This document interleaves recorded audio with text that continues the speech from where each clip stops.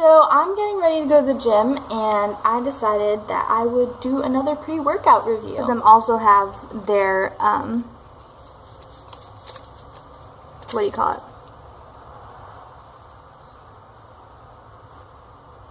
Their vasodilation matrix or whatever, which usually has some kind of either nitric oxide precursors or nitric oxide themselves, and this does have some of that as well. This one has what it calls an intensity matrix, and this one has pump matrix. I don't know about that. Well, you can look, because it's gonna be hard for me to show you on here. Anyway, let's try it. Got my MRM shaker, which was one of the best free ones that got from Olympia.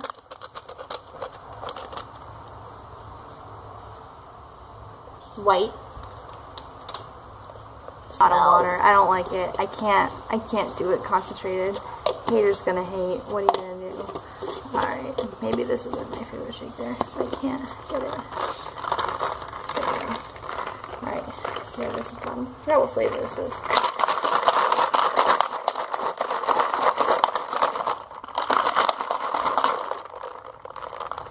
Mixing up. There's ice in here also. I still see some particles. A little wet, but like they must go.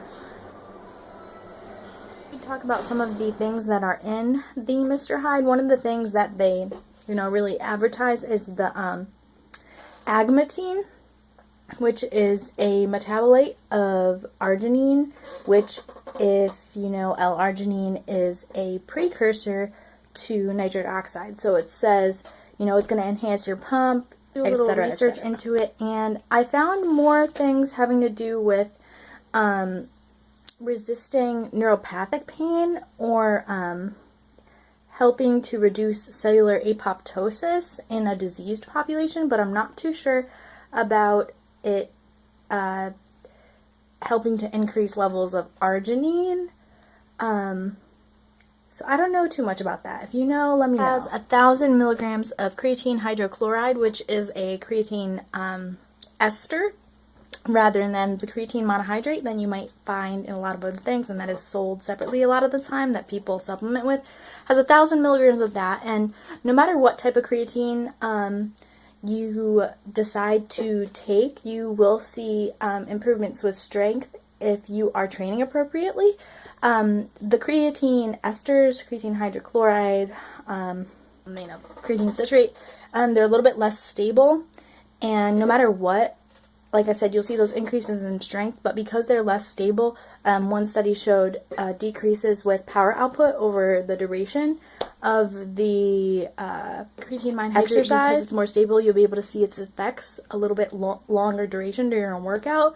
So I don't know, maybe that's why it's just 1,000 milligrams. It's not necessarily aimed at helping you build up your levels, but giving you that little extra edge before your workout. But with 1,000 milligrams, you'd still want to supplement aside from that, doing a loading period, and then between 2 and 5 grams a day, depending on your size, to help keep up those levels. Versus monohydrate, it really has more to do with your personal preference.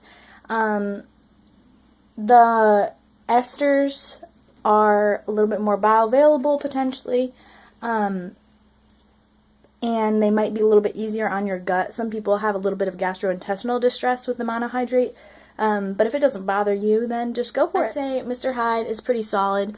Give it a try, and I like how they lay out for you how much of each thing is in there, even though it'll have their matrix or whatever their proprietary blend is, but they actually say what the things are in it, rather than a lot of companies that don't actually tell you. And in terms of its efficacy, in terms of like pumps and increasing your muscle, etc., you really have to just see how you feel, because other than creatine and beta-alanine, a lot of these ingredients, besides creatine, beta-alanine, and like caffeine are not really well studied on their own, and there might be some kind of combinatory effect of having them all together that makes them work. So give it a shot if you've got the money.